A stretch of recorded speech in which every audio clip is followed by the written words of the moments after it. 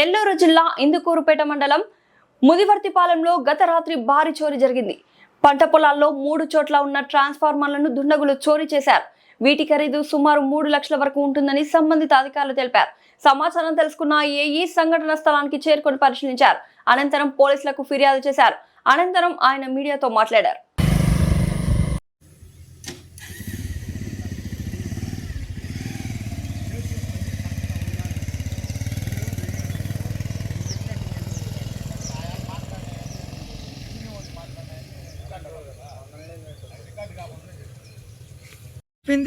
లోపల తీసుకోవటం అయిపోయింది.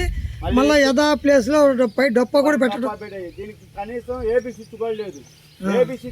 హెచ్పీలు కట్ చేసి దీనికి కట్ చేసి ట్రాన్స్ఫార్మర్ పక్కకు జరుపుకొని హెచ్పీలో మళ్ళీ గాలి తగిలితే కరెంట్ వస్తుందని పక్కకు ట్రాన్స్ఫార్మర్ పక్కకు జరుపుకొని మరీ తీసుకెళ్ళారు. అసలు కటింగ్ పెడితే పట్టుకుంటే లెవెల్కి పెద్ద కట్టలు ఉన్నారు. వాళ్ళు దొంగలకు దాకా పోయేవాళ్ళు కానీ బ్యాచ్ కానీ చేపలు కొట్టేదానికి వేసుకున్న వాళ్ళు ఏ రక్షలు వేసుకున్న వాళ్ళు వస్తున్నారు.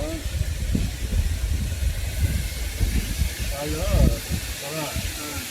చెప్పనైతే అంత 10,000 20,000కి అంత దొంగతనం చేయలేదు కదా.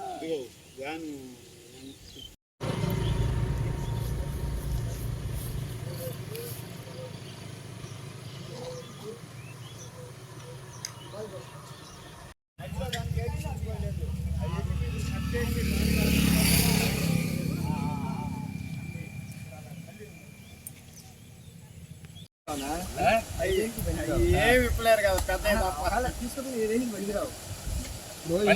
కానీ అయితే మీకు టైం రాదు దాన్ని ఇప్పలా నవికి 10:30 పైన జరిగింది. ఎప్పుడైతే ఏముంది ఉన్న విషయం చెప్పాను నీకు. నేనేం నీకు సపరేట్గా చెప్పలా. జరిగిన విషయం, జరగాల్సిన విషయం నీకు ఒక మనిషి వచ్చినప్పుడు అది తీస్తే ముందు లైవ్ కోట్లో ఉన్న చేద్దాలు.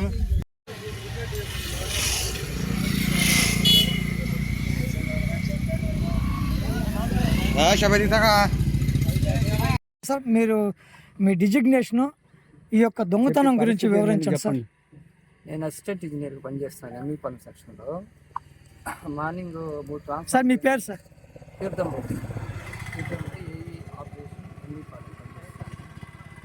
మార్నింగ్ రైతులు ఫోన్ చేసి ట్రాన్స్ఫార్మర్స్ కట్ అయినాయి సార్ చెప్పినారు. మా లైన్ కూడా చూశారు ఉదయం.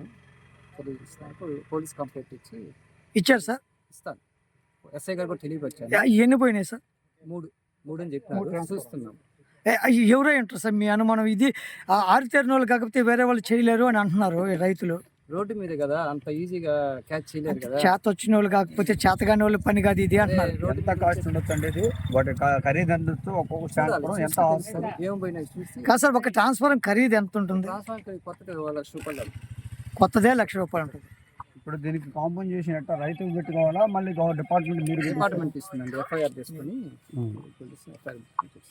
ఎంత వ్యవధిలో మళ్ళీ దీన్ని రిపేర్ చేస్తారు? అదే ఎఫ్ఐఆర్ ఇస్తే మళ్ళీ ఎస్టిమేట్ వేసుకొని తెచ్చి పెడతాం. అంటే రైతులు నారా తీస్తున్నారు. ఏమైనా జరుగున్నాయా ఇక్కడ? గతంలో జరిగి ఉన్నాయి. ఎందుకు దానికి సెక్యూర్ చేసుకోలేకపోతాం? సెక్యూర్ ఎందుకు చేసుకోలేకున్నారు? మా చేతులు ఏముంటుంది? దొంగతనం చేసేదానికి ఎంతవరకు అప్లై చేస్తారు? అంటే కిందనే పెడుతున్నారు కదా. కిందనే సెక్యూర్ అంటే స్ట్రక్చర్ అట్లాగే ఉంటుంది. మీరు కంచె కట్ట మెస్సింగ్ చేసుకుంటే మెయిన్ పాయింట్లు కదా.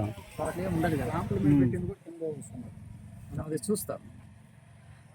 ఎప్పుడన్నా రీపేర్ చేస్తున్నారు సార్ మన వాళ్ళు?